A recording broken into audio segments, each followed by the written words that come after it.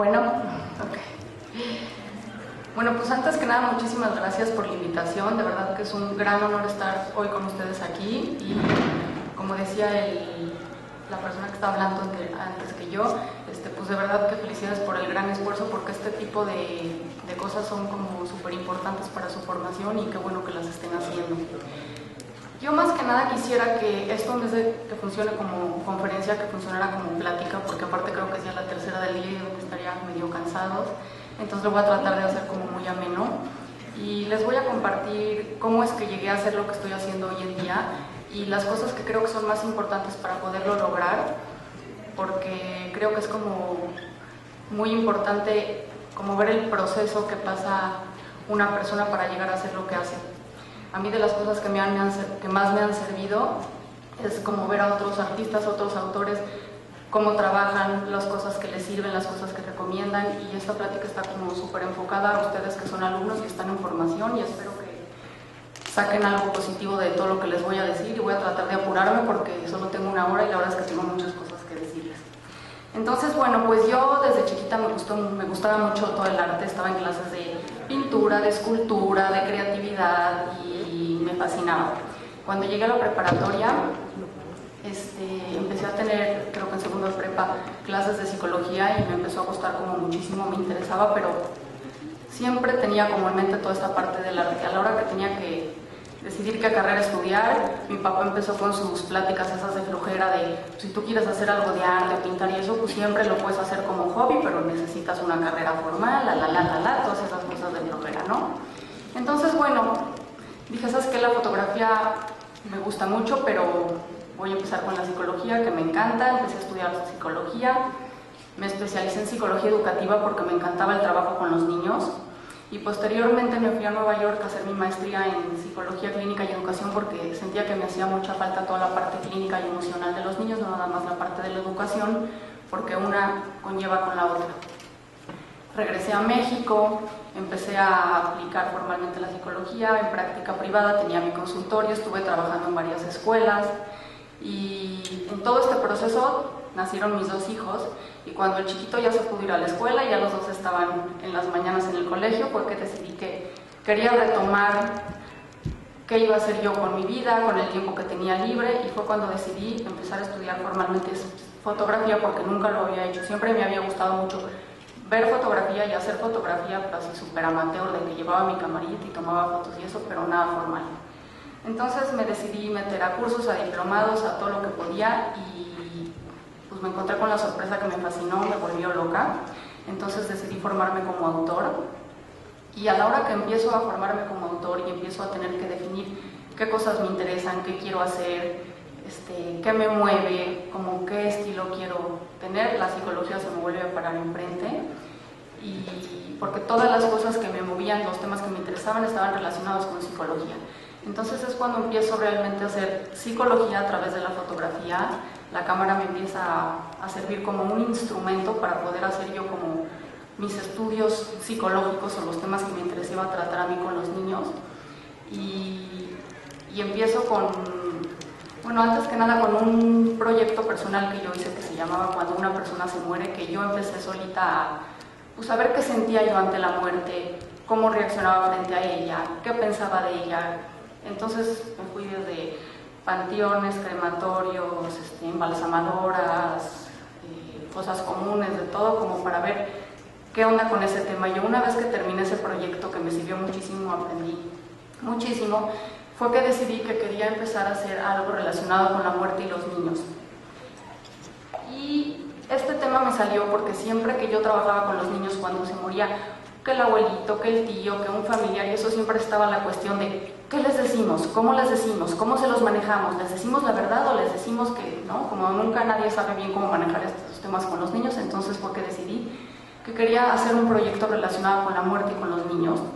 Y cuando ya andaba como con esta idea bastante clara, fallece una amiguita de mi hijo chiquito de 4 años, y pues se me abre otro panorama, porque ahora es explicarle a los niños que un niño de su edad también se puede morir, porque siempre se los manejas como que las personas grandes y cuando ya están enfermas y es la ley de la vida y todo el rollo. Entonces Era una niñita que vivía en mi edificio, que se iban juntos en el camión, que iban juntos en la escuela, y la escuela me habla y me piden que yo maneje por favor con los niños y con los padres todo este tema pues del fallecimiento de la niña, ¿no?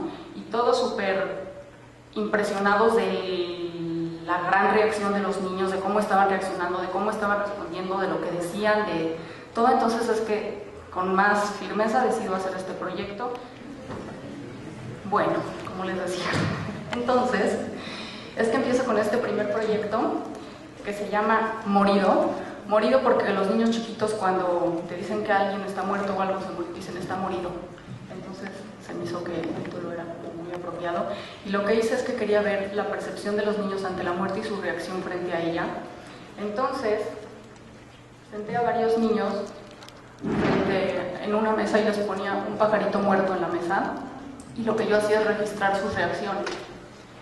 Veía cómo reaccionaban y en ese momento hacía la toma fotográfica, y básicamente es un registro de la reacción de cada niño ante el pajarito muerto.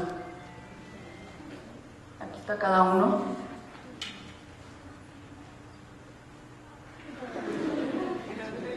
Está la que se queda así como, ¿qué onda con esto? Y que se pone a investigarlo y a tocarlo, ¿no? Origami. El que de plano luego dice, yo no puedo ver un pajarito muerto, por favor quítamelo de ahí. La toma fotográfica dura 5 segundos.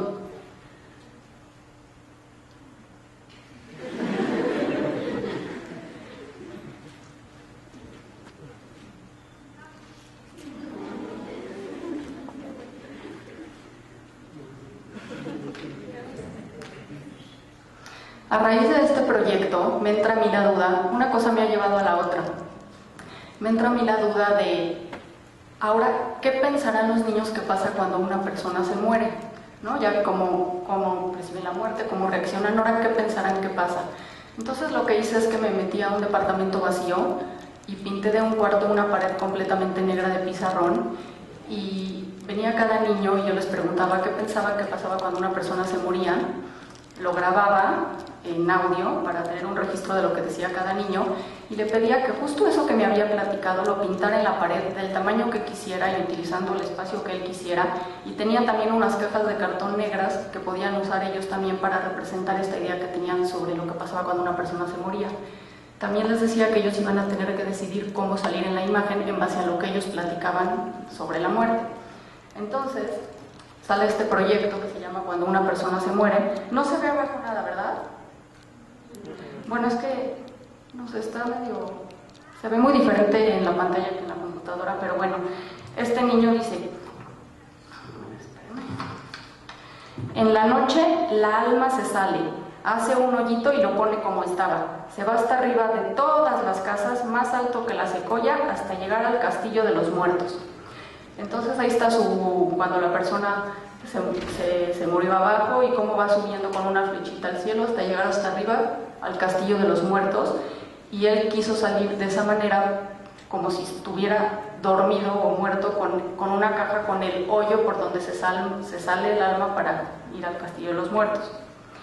Después está este chiquito que dice, yo no sé qué pasa cuando alguien se muere, pero me gustaría ver a una persona muerta. Entonces primero pinta a su persona muerta y luego me dice, híjole, es que quiero salir viendo a la persona muerta, pero está muy alto, entonces voy a hacer una escalera. Entonces utilizo esas cajas para hacer una escalera y poder ver a la persona muerta. Cuando una persona se muere, se va una estrellita. Cuando una persona se muere, se cae del cielo y una ballena la detiene con su agua. Esta niña no está tan chiquita, tiene 8 años de edad y su abuelito se acababa de morir hace 5 meses. O sea, yo no sé qué historia le platicaron los papás o qué onda con la fantasía que piensa que nos caemos del cielo y ahí andamos flotando en las ballenas, en el agua. O sea, vean su cara de ¡yay! Estoy muerta flotando. Luego está este chiquito que dice, cuando una persona se muere, ya no puede caminar ni puede pisar y se va al cielo. Entonces, digo, también pueden ver como mucha la diferencia en la representación gráfica de los niños chiquitos a los más grandes, y cómo el medio de expresión a través del dibujo es como bien importante en esa etapa, porque pueden expresar mucho a través de eso, y cómo como adultos como que lo vamos dejando, ¿no? Todo es a través de palabras y discusiones y y dejamos mucho como esto a un lado, y pues es como muy padre poderlo retomar con los niños.